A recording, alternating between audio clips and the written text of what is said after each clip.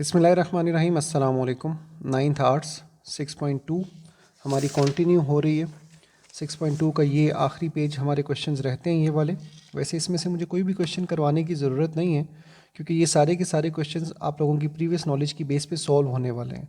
ये जितनी देर मैं बात कर रहा हूँ उस दौरान आप लोग पहले प्लीज़ ये निशान लगा लीजिए।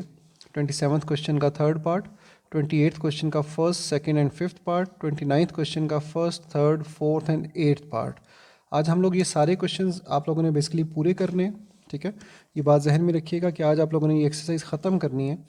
और इसमें से आपके क्लास वर्क के ये 3 क्वेश्चंस हैं, 1, 2 और 3, और ये 1, 2, 3, 4, 5 क्वेश्चंस होमवर्क के हैं। तो मैं तीनों क्लास वर्क के ही चूज़ करूँगा, क्योंकि इसमें कोई ऐसी मुझे बात नज़र नहीं आ रही जो प्रीवियस क्वेश्चन से चेंज हो। तो इस वजह से आपसे आसानी से क्वेश्चंस हो जाने चाहिए। तो बगैर टाइम ज़ाया किए हुए हम लोग अपने क्वेश्चन शुरू करते हैं। 6.2 में क्वेश्चन नंबर 27 में जो थर्ड पार्ट है वो सबसे पहले हम लिख रहे हैं। थर्ड पार्ट है x⁴ इंटू x⁴ यहाँ पर देखिए मैं बल्कि एक स्टेप नीचे लिखूँगा, उसकी रीज़न आपको समझ आ जाएगी। यहाँ पर बेस है x, दोनों तरफ बेस सेम है जो कि x है। तो जब दो वैल्यूज़ मल्टीप्लाई हो रही होती हैं और उनकी बेसिस सेम होती हैं तो हम क्या करते हैं, पावर्स को ऐड कर लेते हैं। मैंने इस वजह से लाइन छोड़ी थी ताकि मैं आराम से इसको खुला खुला लिख सकूं, ताकि पावर ऊंची ऊपर ही नज़र आती रहे। ऐसे नहीं लिखना, ये बात मैं बार बार आपको बता चुका हूँ कि ये ना आप पावर ऐसे लिखते हैं तो उससे पता ना चले कि ये चीज़ पावर में लिखी हुई है या कैसे लिखी हुई है। तो अब फिर एक लाइन छोड़कर मैं ऊपर वाली दो वैल्यूज़, क्योंकि डिवीजन में जब भी कोई वैल्यू प्लस या माइनस होती है तो हम उसको एलसीएम लेकर सॉल्व करते हैं।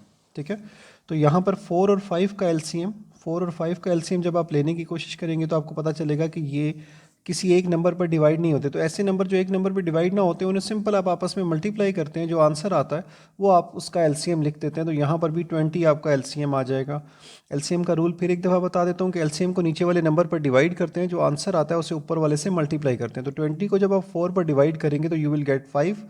5 को जब ऊपर वाले 3 से मल्टीप्लाई करेंगे तो इस तरफ 15 आ जाएगा।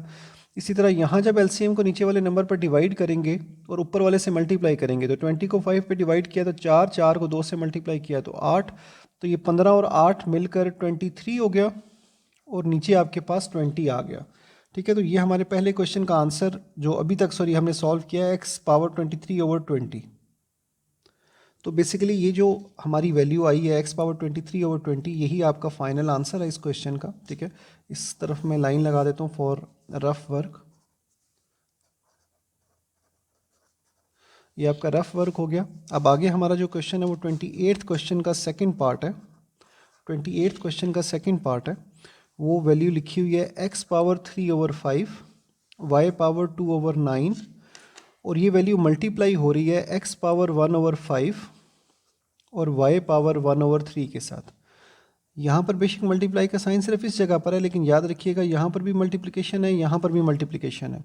तो पहले मैं x की वैल्यू को एक्सप्लेन करने लगा हूँ। x की दो वैल्यूज़ हैं यहाँ पर, एक x⁻3/5 मैं आपको समझाने के लिए साथ में लिख रहा हूँ, वैसे इस स्टेप की ज़रूरत नहीं है, और एक है x⁻1/5। इसी तरह y की दो वैल्यूज़ हैं, y⁻2/9 और y⁻1/3। ऐसे समझ लीजिए कि ये एक क्वेश्चन, इतना जो वैल्यू है ये आपका वो क्वेश्चन है जो आपने ऊपर सॉल्व किया है। इसी तरह जो ये क्वेश्चन का पार्ट है ये भी उतनी ही वैल्यू है जो क्वेश्चन आपने ऊपर सॉल्व किया। तो बेसिकली दो question side by side solve होंगे।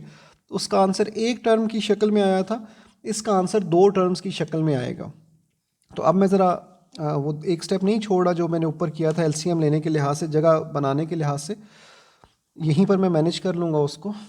देखिए सॉरी, मैं इमोशनल होकर मैं ज़्यादा ही तेज़ी से कर गया। मुझे पहले लिखना पड़ेगा, दोनों वैल्यूज़ की बेस सेम है तो दोनों वैल्यूज़ को मुझे पावर्स को ऐड करना पड़ेगा। 3/5 और 1/5 आपस में ऐड हो गए।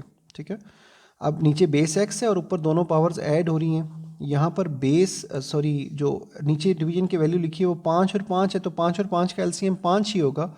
इसलिए जब आप इसलिए आप इधर 5 लिख देंगे। 5 को जब आप नीचे वाली वैल्यू से डिवाइड करके ऊपर से मल्टीप्लाई करेंगे तो बेसिकली आप लोगों के पास ये आंसर्स आएंगे, क्योंकि 5 5 पे डिवाइड होगा तो 1 आ जाएगा। 1 को 3 से मल्टीप्लाई करेंगे तो 3 आ जाएगा। इसी तरह यहाँ से भी 1 आएगा, 1 को 1 से मल्टीप्लाई करेंगे तो आपके पास 1 आएगा। तो पहली टर्म का आपका आंसर x⁻4/5 आ जाएगा। और दूसरी टर्म को आपने यहाँ साइड पर सॉल्व करना है, इसी की सीध में लिखना पड़ेगा। यहाँ पर भी दोनों की बेस सेम है यानी y है, तो 2/9 और 1/3 आपस में ऐड हो गए, और उसके बाद एलसीएम 3 और 9 का जब आप एलसीएम लेंगे तो वो बेसिकली 9 आएगा। 3 1s are 3, 3 3s are 9, और इसको बेशक आप ऐसे लिख लें, ज़रूरत नहीं है, रफ काम कर रहे हैं तो 3 3s are 9 इसका जो है वो एलसीएम आ गया।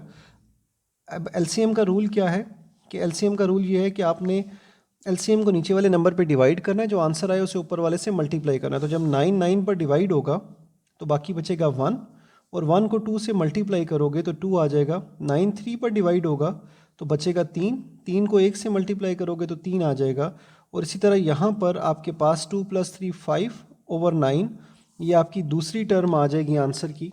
तो बेसिकली जो ऊपर आपने एक क्वेश्चन सॉल्व किया था, समझिए नीचे आपने 2 question side by side solve किए, ये बीच में कुछ भी नहीं है, 1 2 3 4 और 5 स्टेप्स हैं। अब लाइन ना छोड़ने की वजह से देखें यहाँ पर लिखने के दौरान थोड़ा सा वो हो गया प्रॉब्लम सा। मैं इसमें ये वैसे ही आप लोगों को शनाख्त करवाने के लिए कि ये स्टेप ऊपर वाला अलग है, ये वाला स्टेप अलग है, और उसके बाद ये वाला स्टेप अलग है। लाइन छोड़ देता तो ज़्यादा बेहतर था, पर अभी मैंने ये जो लाइन डाल दी इससे आपको लिखने में आसानी रहेगी। आप पॉज करके वीडियो को तो उसके साथ जो है वो ये वाला क्वेश्चन नोट कर सकते हैं। अब हमारा जो है वो एक क्वेश्चन रह गया खाली, ठीक है।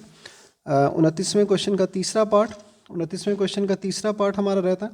आई होप आप लोगों ने ये क्वेश्चन नोट कर लिया होगा। तो I am going to the next page, मैं अगले पेज पे जा रहा हूँ और वहाँ पर मैं 29वें क्वेश्चन का तीसरा पार्ट लिखने लगा हूँ। 29th question, third part. 2x⁴ divided by 4x⁴5। देखिए रूल वही है,